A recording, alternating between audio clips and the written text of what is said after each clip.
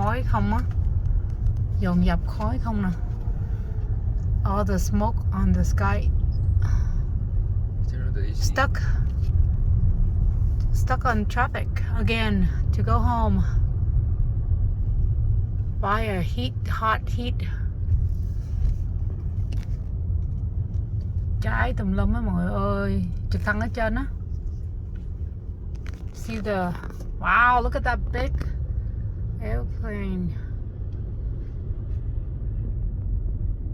Nó nhỏ quá mọi người không thấy đâu hả? Ở ngoài kẹt xe, ngoài đại lộ ngoài á. Khói mịt mù. Thấy không mọi người? Khói không á.